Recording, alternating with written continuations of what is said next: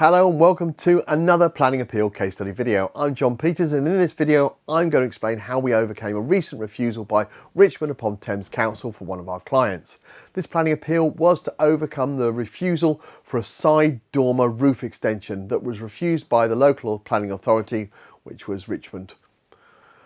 Our client was initially booked in for a free no obligation consultation to run through the refusal reasons that had been used by Richmond upon Thames Council and to evaluate if an appeal was viable or if an alternative option would be best suited.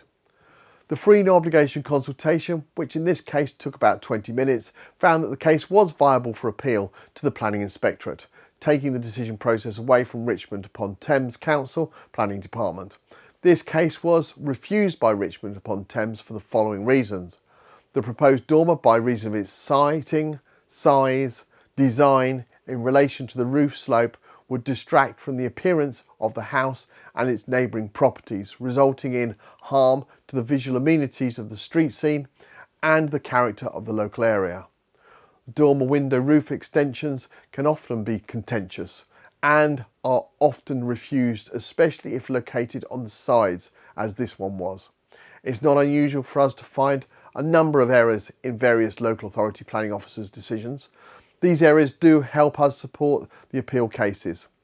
We do suspect the increase in these errors recently has been caused by cutbacks at local authorities and unprecedented increases in workloads that are piled on the reducing numbers of planning officers available.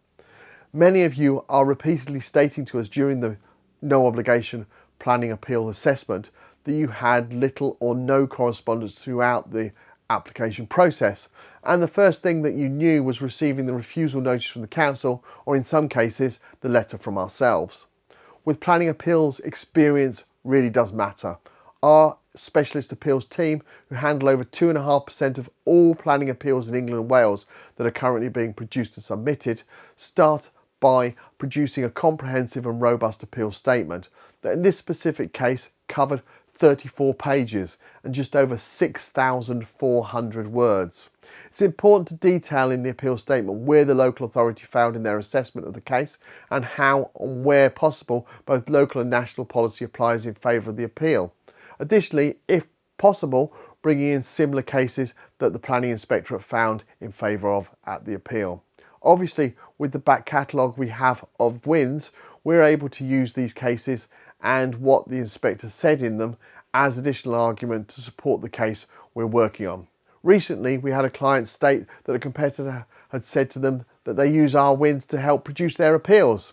I suppose that is a compliment to our team, but obviously with that method, it does not give them the underlying knowledge to be able to adapt the argument to the specific case.